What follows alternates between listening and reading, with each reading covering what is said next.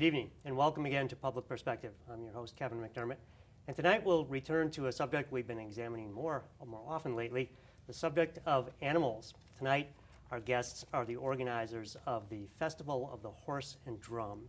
So I'd like to welcome all three of you, Lisa, Ron, Sandy. So before we even get into the show, I think let's show our audience a little bit of video that explains some of what the festival really is and what it's going to look like when they attend in August. Right. Great.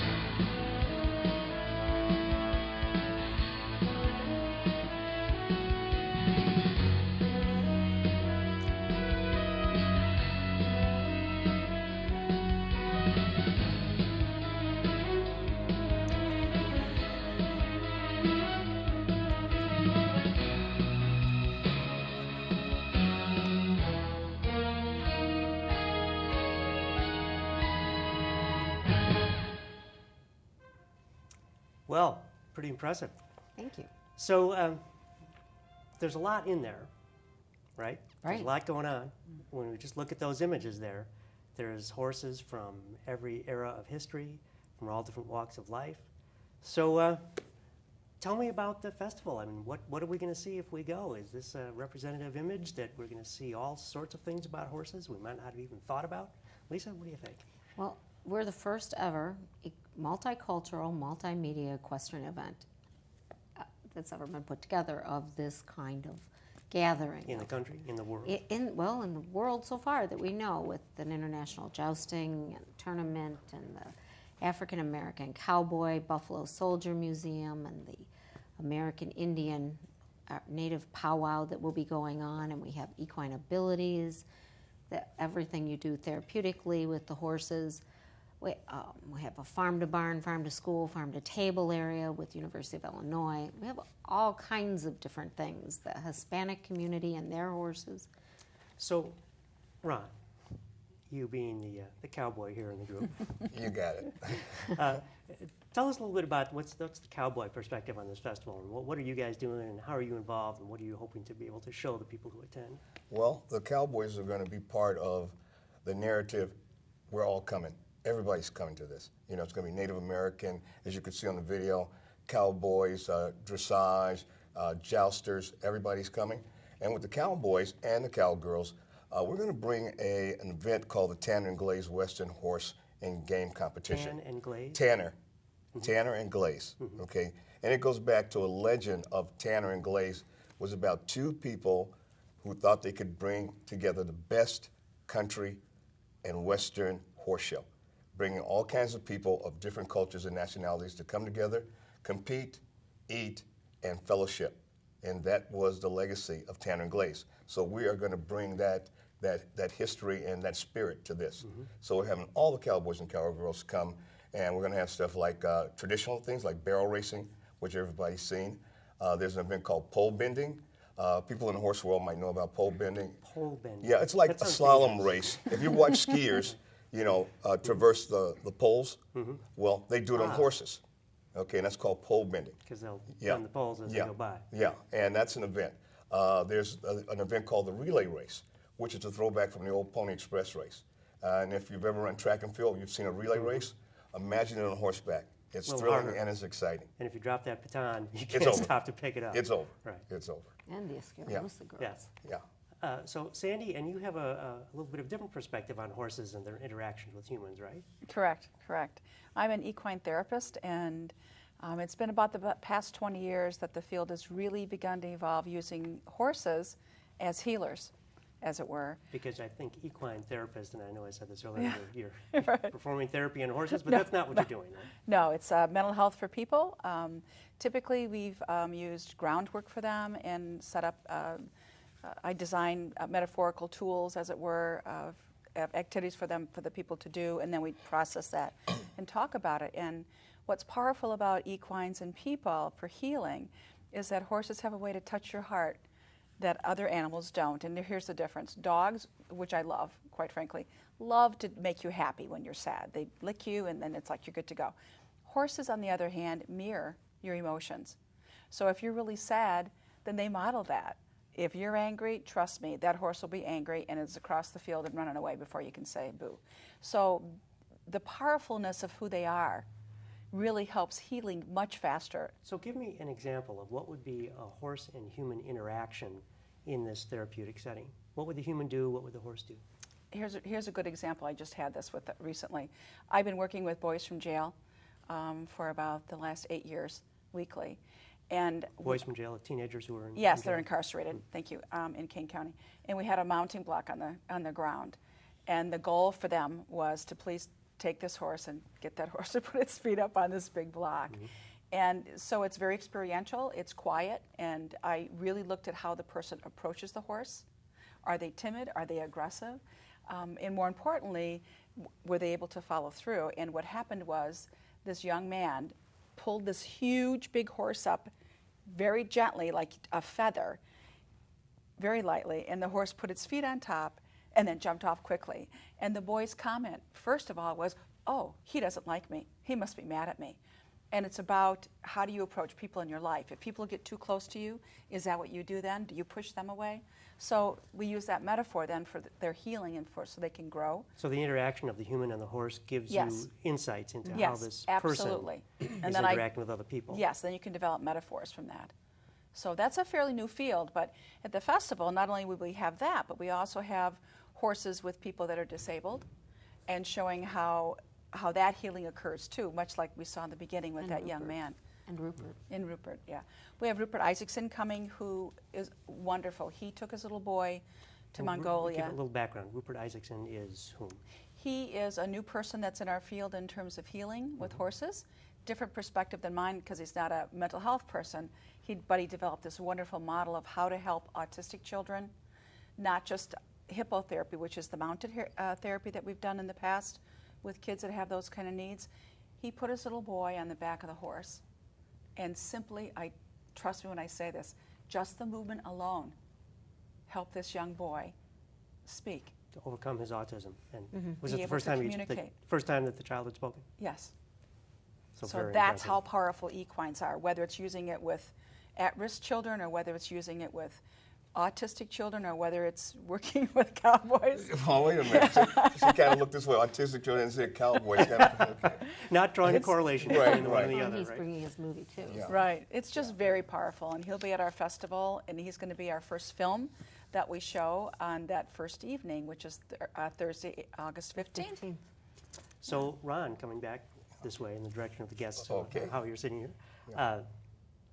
Speaking of horses and their power, as the cowboy in the group, horses are not only essential to the myth of the cowboy that's in movies and in books and in the culture itself, but in terms of the actual settling of the West, in terms of the how work was done, how pre-industrial organizations were built around horses, weren't they? And isn't that part of the cowboy story? And will we see some of that at the festival? Yes. When I said the world is coming and the Tanner and Glaze event, there will be cowboys, but there will also be a lot of people from the Mexican community representing horsemanship. There's a group that's called Escaramuza, which is ladies who ride side saddle who do fast-paced precision riding, okay? And there will also be Mexican vaqueros, which means cowboys. Some of the first cowboys were Mexican. They were masters of the horse and rope. And so when you go back to those old days of the West, everybody taught somebody something. The Native Americans had a knack, had a feel with the horses. The Mexicans had a feel for the horses. And back in those days, a horse was your best friend. It was your savior. It got you through. It was your transportation. Your transportation. And you remember back in the old days, you're watching a Western and somebody steals your horse, they say it's a hanging offense. You have to wonder, that's pretty steep. But then when you think about it, this is your livelihood, okay? This is your way, this is your travel buddy, this gets you through things. And it takes a lot to get your horse trained to be comfortable with you and you be comfortable with him. And all of a sudden, if it's gone, everything's taken from you. Right. Not only is it the economic setback, Yeah. it's that relationship that's broken, the ability to do your own work, and the daunting task of literally breaking in a new horse. Right. So if somebody's taking your livelihood away, that's how important the horse was. That's why it was a hanging fence. So Lisa, let's come back to the festival and let me ask you a very basic question. Why? And how did this get started? And why in Kane County? How this got started? Well, first it was Sandy had a friend who wanted to bring the Native American Indians back with their equine roots, bring them back with the horses. So you do that with a powwow. You do that bringing horses to the powwow. And St. Charles needed another to work to get another festival going. So we decided that instead of sending our money out of state to other festivals, why not do a horse fair here in St. Charles? And now you own a horse farm. We right? are the Royal Lusitano out in St. Charles. We raise Lusitano horses. Which are, for those who are not horse They are aficionados? an Iberian breed. They're from Portugal. They're the Portuguese bullfighting horses. In Spain, you have the Andalusians, and in Portugal, you have the Lusitanos. So they're the Andalusians are kind of your sedan, and your Lusitanos are your Porsches, your sports cars. Would those who raise Andalusians agree with that? Yeah, comparison? pretty much so. Pretty much so. An amazing ride. Both horses are amazing ride, and there will be many of both of those breeds of horses at this festival. And as a visitor, would I be able to go and see the difference in the horses? Oh, yeah. And how you would use different horses Yep. for different purposes? And we have some amazing trainers coming. We have Mario Contreras, who also, besides being one of the top riders in the area, who he performed at World Equestrian Games, did the opening ceremony when World Equestrian Games was in Lexington, Kentucky a couple of years ago, first time in the United States. He's the head trainer at Medieval Times. So he does a beautiful job with the horses. He'll be there with his show. We have Enrique Martinez will be there with a beautiful show with Parisian horses. John Macedo will be bringing all of his Andalusians and Parisian horses and Azteca horses, which are a cross between Andalusians and quarter horses, for people to see all the different types. We have Nakota horses coming from North Dakota, which are an old Indian breed of horses. They're going to bring a couple out to be seen. We have American curly horses that will be at the festival that are another basic Indian from the West type of horse. So I suppose I shouldn't even ask this question. I mean, how many different kinds of horses are going to be at this At show? our festival, probably will be maybe 25 different breeds. We're not particularly as much a breed festival as we are a celebration. Some of the other festivals will have specific every breed that you can have, but we have more the art and the poetry type of horses. There'll be a big art exhibit, juried art show that'll be put on by St. Charles Arts Council as So these part are not of this. paintings drawn by horses, right? No, but Just- we're going to just have checking. a live horse art going on. We So have people will sketch or paint or whatever they do. a of young this. man who is a graffiti artist from Chicago, Miguel Igues, and he does spray painting on big murals, and he's going to be doing live horse art there, and he's in quite a few galleries in Chicago now, so he's very, very well known. So we'll have all different kinds of horse art going on, but the St. Charles Arts Council, this is a beautiful show they're putting on it, a jury show as part of our celebration. So, Ron, How much effort does it take? This sounds like a big deal. How much effort does it take to pull all this together? And when did you Well, first we'll let you start know when working it's on over. this? And it is a big deal. And you know, we've talked about horses, but also some of the features of the festival. It's going to be music, but vendors. Okay, we're going to have great vendors. It's going to be great food, entertainment, merchandise. It's going to be everything. So don't just come for the horses. There's a lot more going on. And it's there. not just horse merchandise, right? Like No, Right, no, right. don't have to buy a saddle or a horse blanket. No. Native, we'll have a lot of Native American Indian art and art vendors that will be there. In our farm to barn area, the focus is on eating healthy and feeding your horse healthy, and it's about what we both eat. And that our theme of our festival has been it's a no elephant ears festival. What is that? No You know, elephant ears. Funnel cakes and elephant ears, okay, junk good, food. yeah. You know, right. the ones that get all over your clothes. Oh, when yeah, you do yeah. it. I know what the pastries will be are. a Yeah, that's what you're celebration talking of healthy food as well as the music and everything else. So a lot of the food vendors are more on the organic side and the healthier side. We have one or two. Now, let me ask you what may seem like a disconnected question, but when you're talking about healthy food, my wife and I were recently in Alaska, and we got to see several dog teams that have run the Iditarod race, which, as you may know, is 1,100 miles through the Alaskan wilderness with only the breaks that the team Yes. is forced to take to rest. So they cover this 1,150 miles in the winters take 8 or 9 days, which is phenomenal. But when we looked at the dogs look very thin. If you were to see them on the street here, you'd think, well, gee, is the owner feeding that dog enough? But we had the opportunity to talk to the son of the founder of the Iditarod race, who has his own teams and has run the race many times. And he said, no, look, those are the healthiest dogs you're ever going to see in your life. These dogs can run 1,150 miles in the condition that they're in. And he said, that's what a healthy dog looks like. It's very different from what most pets look like.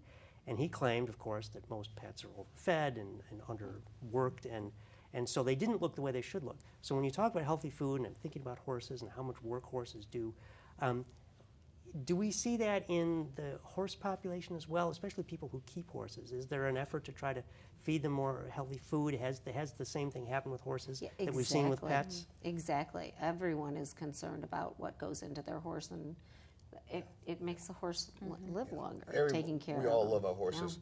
My horse now, he's getting older. So as he gets older, his diet has changed. And you have to be aware of that. Yeah, Right? You have to know how and to so follow now he that. gets supplements, and you know, and he's pretty strong, and he's still active, and he's competitive at his age. But I've been taking care of him, loving him, and treating him right, and feeding him well. You know, a diet that's going to be good for his age. And so that's the kind of things that all horse people do with their horses. They really look after them and just don't turn them out and say, go get some grass and some grain, and that's it. We put a lot of thought into No McDonald's burgers. taking care of these horses. So speaking of health, let's come back to because Sandy, you're talking about health and the relationship of health between horses and humans. So in your work, is there an emphasis when you're working with your patients and the horses? Is there any discussion of these kinds of health issues, kind of eating right, being in tune with what your body's requiring? And is Yes. there any kind of connection that they can see between the horses and themselves? Absolutely. Horses are great to use with people that have eating disorders, for example. Great to use with people that have any sort of addiction. How would that help in a case of addiction? Because they can look at a horse and notice that something isn't quite right, and then you can process that and talk about that, then they get that. Let me give you a good example of, I sometimes, metaphorically, when I work with the kids and I take the horses out and they're gobbling up the grass like crazy because they've been in the stall for a little bit of time, then we talk about that's exactly what's happening, that horse is addicted to that and grass that's not healthy right now. And so the challenge that I would do with people with addictions is you need to be able to help this horse figure out how to get off the grass. So you got to save him, and you got to figure out how to No do it now. pun intended, get off the grass. Yeah, exactly. And so then it's a metaphor about how, and then you translate that to what do you do to yourself, and how do you take care of yourself when you're tempted like that, and what do you do to be healthy? So it's a really good metaphor to be able to use horses for that in many, many ways. Amazing Or just a means. horse that may, for some reason, maybe has a bad tooth and isn't able to eat, and then you process that by asking open-ended questions. What do you think is going on that the horse isn't able to eat? And they'll tell you exactly what's happening with them. Well, they're sad, or they're mad, or they're angry, and someone's hurt them. So then that's how the therapy begins, and then you can move that ahead. So I know that you won't be doing demonstrations of this as such. Like, here's a patient, and here's what we're going to do right now. Right. But how will you be getting that message across? I mean, in this particular interesting and Yeah. very specialized field. Great question.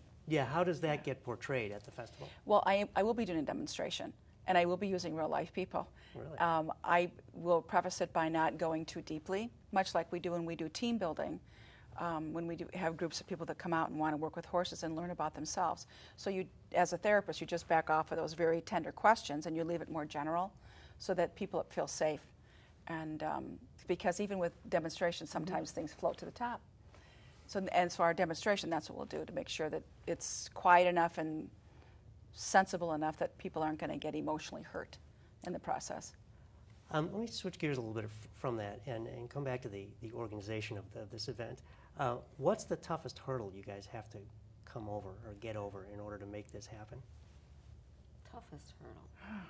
I know there's a million of them, but there's got to be one that just nags at you.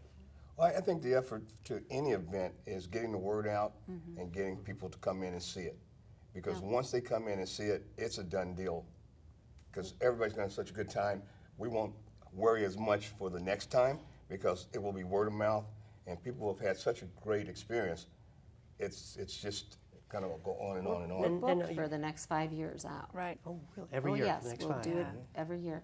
Starting the film festival. This is the first ever equestrian film festival anywhere in the world. And so what does the film have to do in order to qualify to be part of the festival? It has to be equestrian based. So it has to have something to do with Some horses. type of, or part of our theme. We do have 2 food films. One is called Farmer and the Horse, which kind of implies exactly what it is. It's about plow horse, people who still use plow horses or are now using plow horses. And the other is Food Patriots, which is about the problems in our food that we're eating. So that goes into our farm to barn area. But they have to be a film that's horse-based. So we'll have Rupert's film on the Horse Boy. We have films coming from New Zealand. We have a film coming from Poland. We have Icelandic films. We have films from all over the world that have come in. So you've talked about other events, other horse-related events that happen in different parts of the country or that are mainly specialized, whereas this is a very open-ended and very generalized kind of Right. approach with lots of different aspects of horse Totally life. diverse. Right? So are you reaching out to those niche groups as well and saying, okay, there's something for you here too, right? Yeah, yeah. You know, Reach out and make everybody feel you know, welcome. if when you look at the video, you can see it. It's seniors, it's kids, everybody. It's reaching out, and that's what was Tanner and Glaze's concept back in those days, is to reach out to everybody and bring them in, and it's a celebration of who we are. And so does that make it more generalized? I would think that like the very specialized shows get a very specialized audience, right? But this seems like it's really aimed at the general public. Is that General fair to public, say? family. Yeah. We have a children's corral area. We have something for everyone. Right. So mom, dad, the kids. So. And yet here's this great big umbrella about helping people learn about other cultures And in a horses. wonderful way. And that's just so special. And that's, for us, I think, has been part of that wonderful new beginning for all of us. And so one of the things I'm interested in, we talked a little bit before the show, is history, right? So how do horses get here? And Ron, you mentioned that the first cowboys were in Mexico. So how much of the history of the horse-human relationship will people see? Sandy? I think a great deal, because we have over 60 clinicians, and Yeah. each of us that are clinicians bring a history part to that and describe, here's how EAP, for example, evolved at equine assisted psychotherapy. So everyone that does a workshop will be producing their own part to that and adding to that point that we have. And we've asked the different pavilions to be sure that they do something educational so that young kids can come in and read or look at the pictures about how horses evolved in the Black community or how horses have evolved in the Native American community around here, because that's important for us to be able to have that piece as We're well. education based. Yes. The whole crux of this when we put it together was to be education-based first. And so you'll talk about how horses have played different roles in different cultures. I mean, horses meant one thing to the American Indians. Right. They may mean something quite different to Another to people the in the Middle Hispanic East, community. right? Community. Right. So that, if I were to go, I could see examples of that or get an education on all of that. And the right? Buffalo Soldier Yeah. Museum that'll be there. So what's your favorite thing about the show? I'm excited about the film festival. It's really come together. It'll be in the old Arcata Theater in downtown St. Charles. Ron Onesti's nice enough to help us with that, and to be able to get the word out that there's a film festival coming, and to see the community, the filmmaking community, respond. We have a film coming that was made in 1972 that has never been seen at a festival before, called The Black Rodeo, which has Muhammad Ali in it. Willie Strode is in it. And Really? Yeah. they sent it to us because they heard we were doing an equestrian film festival, and one of the ladies that sent another film in mentioned us. So, So it sounds like you've tapped into some pent-up demand here, right? right, that's what we're hoping. Not only on the part of people who want to come see it, but on the part of people who want to participate and exhibit, right? So Ron, Sandy, I'm going to ask you guys the same question. What's your favorite part about the show coming up? Well, I'm a people person, okay? I thought you just said you were a horse person. I'm a people horse person, Yeah, okay? okay. And I'm a people person, and I'm gonna love watching all these people get together and watching each other have a good time, Yeah. okay? And they're gonna get a chance to see people eating, dancing, riding, having a good time, and that's me. That's what I love. And the horses are gonna be a part of this happening. And they're going to love it too because the people are going to have such a great time, Yeah. right? Sandy, and I already know because you said that the horses reflect the emotions of the people, right? Absolutely. So there'll be happy horses that day, that whole weekend. Actually, there's so many things I'm really looking forward to, but I think the part I love the most is the bringing together of the diversity and the sharing of the cultures in one setting, and it's so special to me that it makes me kind of want to cry because I want that for our world so badly. I want us all to be able to reach across so many different aisles. Was and that part of the original motivation for the festival as well, or is that just sort of a lucky byproduct? No, I think it was part of it because when we talked about doing the powwow and connecting our American Indians here with horses again, for me that was how I wanted to embrace this, that it's good to reach across. Let's reach out and help each other in a new way.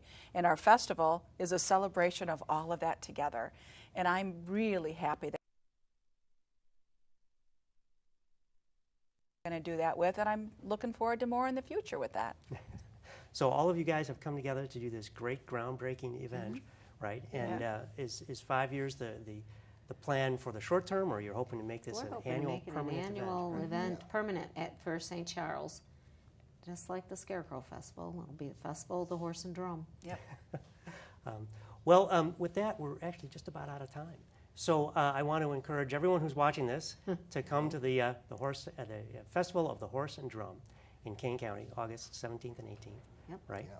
So Lisa Dearson, Ron Vassar, and Sandy Kasich, I want to thank you so much for being here. Thank you And, for having us. Yes. I'm looking forward to the show myself. Yeah, Yay. we are too.